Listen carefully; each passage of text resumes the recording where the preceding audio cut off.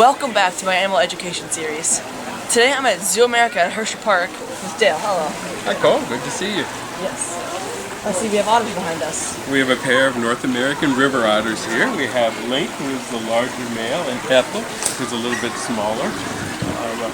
Both animals also seem to like this sort of weather. It doesn't matter how cold it is. They may have icicles hanging off their whiskers, but they're going to be swimming all year round. You can see them in and around the ice in their pool today, and they're quite happy with that. They've got a thick layer of fur, a thick layer of fat underneath the fur, so they're quite comfortable even in these temperatures where it makes me shiver to think of swimming on a day like today. Yes. And I see over there there's some ice frozen over the water. And sometimes the ice totally freezes over the whole top, and the only opening they have is where the water inflow goes. And for a couple days one year we couldn't find them. We thought they were lost somewhere, but they were down in under the ice there, doing just fine, loving it up. Very good for them, not so well for the keepers. Yeah, you see they built slides and things, they've got tunnels through it. So this is a habitat they're quite happy with. If you look at their bodies, they've got a lot of neat adaptations to help them move through the water. The big tail acts sort of like a rudder and helps them swim. If you're able to look at their feet, they have webbed feet, and that helps them paddle through the water. So they've got a lot of neat things that help them live in this type of environment. And as you said, the thick fur and the layer of fat underneath helps them keep them warm normally, and then even better in the winter. And even insulates them, even in the summer on cool times when they're out swimming in the water as a little pool. It keeps them nice and happy. Where can you find these kind of otters? Well, the otters are found through a lot of parts of our country, but Pennsylvania, it's an animal that is just starting to come back here. The states around us, New York and Maryland, have very healthy otter populations, but Pennsylvania did not. And a number of years ago, they started to re-release otters back in around the Grand Canyon area of Pennsylvania. And they've spread out from a lot of different areas, and they're starting to be a little more common. But there was an animal that at one time was in a lot of trouble here in the state of Pennsylvania. So they're doing very well. They're doing better all the time, and you have a better chance of spotting them in a number of our local streams and rivers around the state now.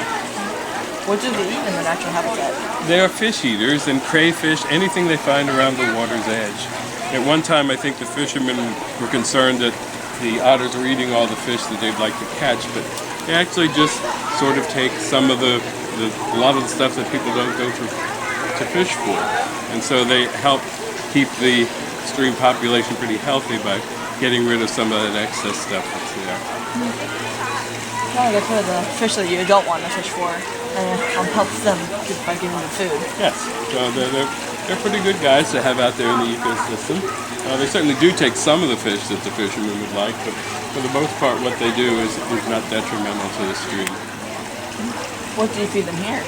Here at the zoo we feed them fish, which of course is a part of their natural diet. We're very lucky here at Zoo America. We're part of a larger company called Hershey Entertainment Resorts, and we own Hotel Hershey. And twice a week we will go up to the hotel and pick up excess fish that they have. When you go to get a fish fillet, there you get the really good parts. We get the parts you don't normally see on your plate, the head, the tail, some of the other less desirable parts. And that's part of the green initiative in our company.